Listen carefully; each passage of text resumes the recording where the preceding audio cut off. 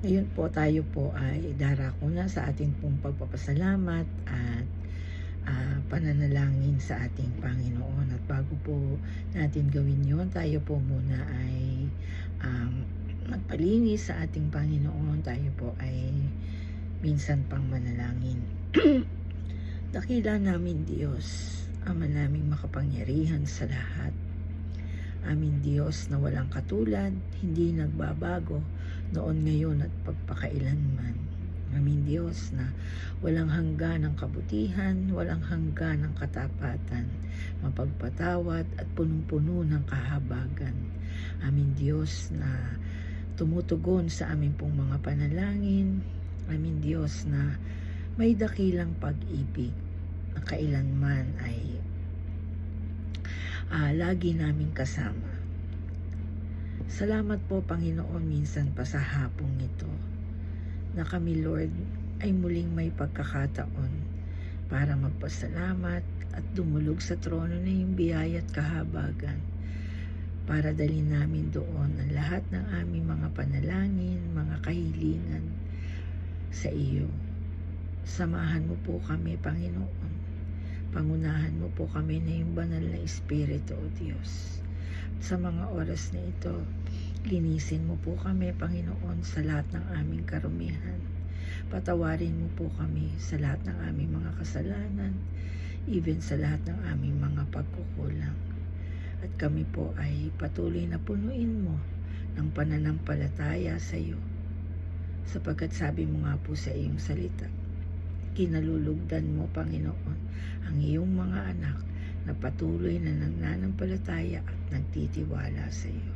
Salamat po, Panginoon. Purihin ka sa pangalan ni Jesus. Amen and amen. So, sa mga oras pong ito ay tayo po ay magpapasalamat. Una po sa lahat ay pinagpapasalamat po ni Sister Candice ang 53 years ng faithfulness ni Lord sa kanyang buhay. Salamat po sa Panginoon. At salamat din, nagpapasalamat din siya sa pag-iingat ng Panginoon sa kanila pong pagpunta sa lugarin ng Cebu. Gayon din po ay pinagpapasalamat ni Sister Lani ang patuloy na pag-iingat ng Panginoon sa kanila, ang maayos na kalusugan at ang provision ng Lord para po sa kanila. At pinagpapasalamat din po ni Sister Mel ang patuloy na paggabay at pag-iingat ng Diyos sa kanya at sa kanyang pamilya, lalo-lalo na po pag siya po ay nagbabiyahe, at nagpapasalamat din po siya sa lahat ng biyaya na pinagkakaloob sa kanila ng Panginoon. Pinagpapasalamat din po ni Sister Ann ang maayos na kalusugan, ang pag-iingat ng Panginoon at ang well-being ng lahat ng kanyang mga anak at ng kanyang apo. At gayon din po pinagpapasalamat ni Pastor Ayi ang 50 plus na kapatiran na sasama sa church camp. At gayon din po pinagpapasalamat niya ang mga tao na na-meet niya nang sila po ay nagpunta sa Cebu, at ang pag-iingat din po ng Panginoon sa kanila.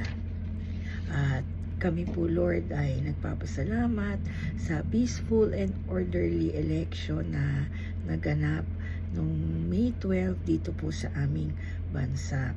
Salamat din po dun po sa newly elected governor po ng aming lalawigan dito po sa Laguna, na kung saan Panginoon ay ang naging top concern niya ay ang kalusugan ng mga tao, lalong-lalo na po dito sa probinsya ng Laguna. Totoo naman po Panginoon na yan po yung number one na kailangan ng mga tao, sapagkat napakahirap po talaga Panginoon ng magpagamot sa ngayon.